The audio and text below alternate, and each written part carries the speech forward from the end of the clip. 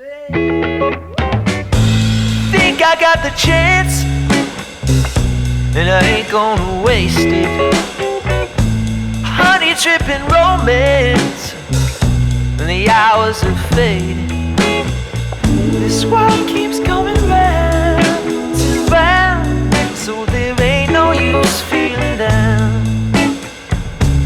Feeling down. We're much better together, I know.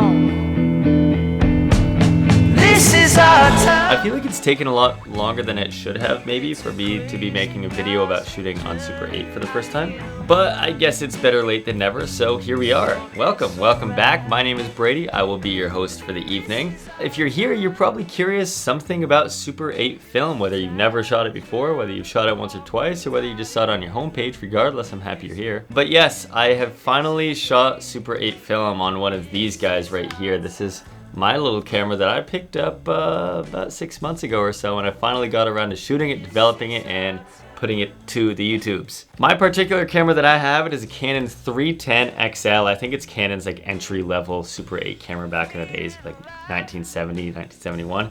But this thing is great. It's just auto exposure, auto everything, but I really do love it. And I want to talk about just some of the things that I've learned, some of the things that stumped me when getting it or when looking to buy Super 8.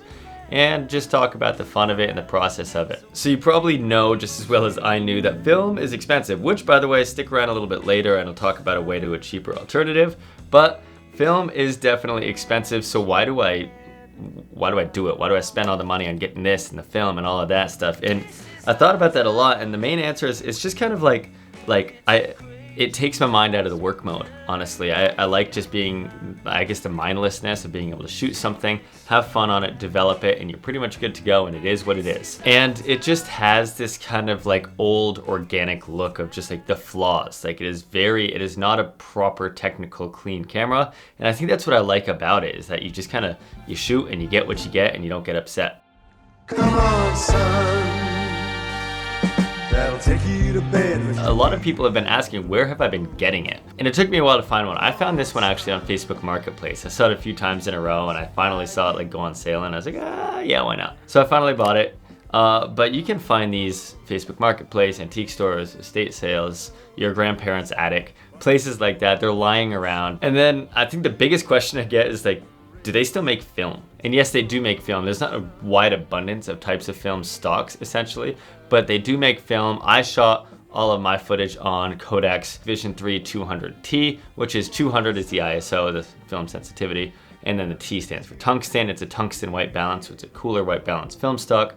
And that's what I've shot all of mine on. I think it's a great diverse film stock is what I've been told, and I like the look of it. Some local photo stores will have them, but I got mine from just B&H Photo. So I think one of the things that I first didn't know or wasn't aware of is how long you can actually shoot for on each cartridge, because the film comes in individual cartridges, and I was like, how long does this go? And the answer is it's 50 feet. 50 feet gets you about 3 minutes of runtime on Super 8. I think that's based off of like 18 frames per second.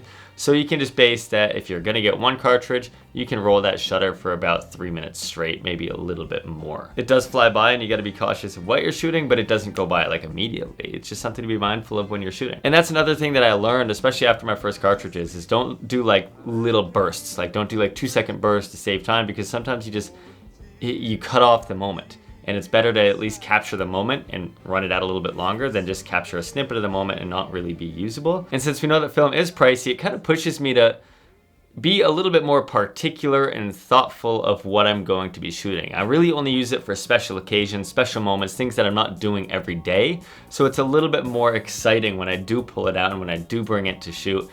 It just adds a little bit more excitement, a little bit more nostalgia and memory when I get it back.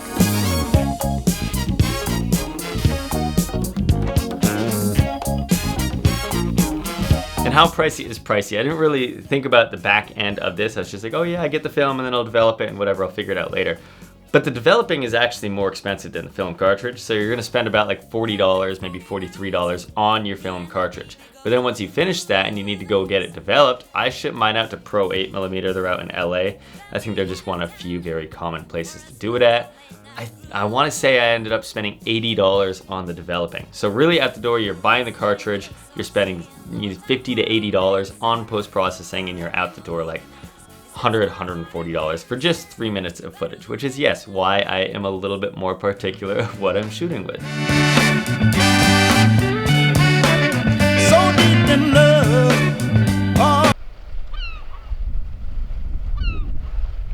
Film Convert, if you have not heard of it yet, it is a great film stock emulation plugin for stuff like Adobe Premiere, DaVinci Resolve, etc., where it takes your digital footage and converts it into a film look. And yes, you can use it for your Super 8, but you're also not limited to Super 8 footage. You've got Super 16, you've got 35mm, you've got the whole gamut of film sizes and stocks, and it also gives you a variety of different Kodak, Fuji, Ilford, even black and white stocks as well. And one new thing that I'm actually even most excited about is their new addition to Film Convert. So if you've used it in the past and you haven't used it in a little while, they now have halation built into the plugin, which is probably like the biggest thing ever, because yes, halation is like, in a 5-second synopsis, when the light comes through the lens, when the light comes into your camera, it bounces off of the back of the film plate and onto the rear end of the film, and the nearest channel is red. So you get this red glow called halation around anything that is bright. I know it's a quick gist of halation, but their new edition of it makes me very, very happy. It just adds this really organic look to your digital footage. So I'm gonna leave the information down below, and you can even use the link in the code down below as well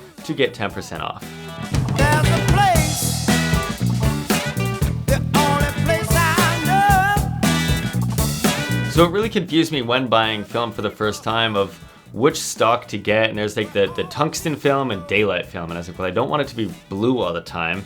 What's up with that? And I realized that this camera right here, if you look at this, it's got this little switch for like a, I guess is that, how does it do it? How people do it on like TikTok or whatever? I don't know. Focus on this. It's got this little switch for daylight and for this like little bulb, and that's just an orange filter that is inside that actually switches and compensates for your tungsten film stock. So that's one thing that always confused me, is if you're shooting with a blue tungsten film and you're shooting in daylight, you're gonna move it to the sun for daylight. But if you're shooting inside with very warm lights like this, you're gonna switch it to this incandescent bulb setting. And then I also learned that your film speed does definitely matter. I got a 200 film speed because it's a nice middle ground between there, like 50 all the way up to 500. So it's kind of a dual film speed, but if you know you're filming all day outside, go for like a 50. It might be a lot cleaner, have a lot less grain, or if you know you're all inside, go for like their 500T, which is gonna be great for lower light.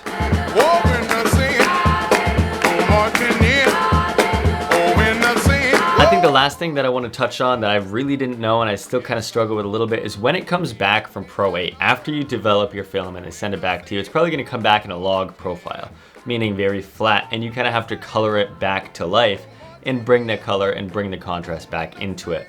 So there's a lot of different ways. I'm not going to get into it because my way is probably not right, but just know that when it comes back, you still have to do a little bit of coloring just to, you know, bring the life back into it. So I know it sounds probably like a lot of expensive negatives that I just touched on, but it's definitely things that I just learned through my first experiences using film. But honestly, it's the last negative thing I'll say is it's really addicting. I love this and I want to shoot everything on this, and I want to shoot all the time, but I have to control myself because once I start, I won't stop. It's like a snowball effect.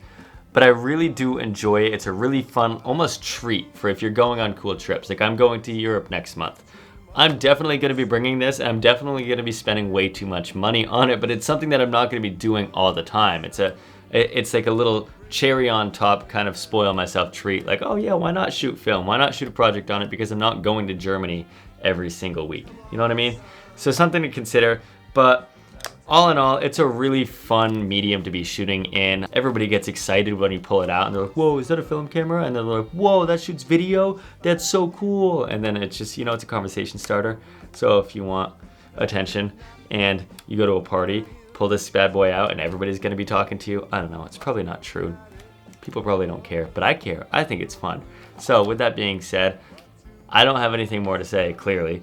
And yeah, that's all. So I hope you guys enjoy it. I hope you shoot film. If you do, let me know, because film is fun. But that's all. So anyway, I will catch you guys in the next video, and adios and hasta luego. Bye-bye.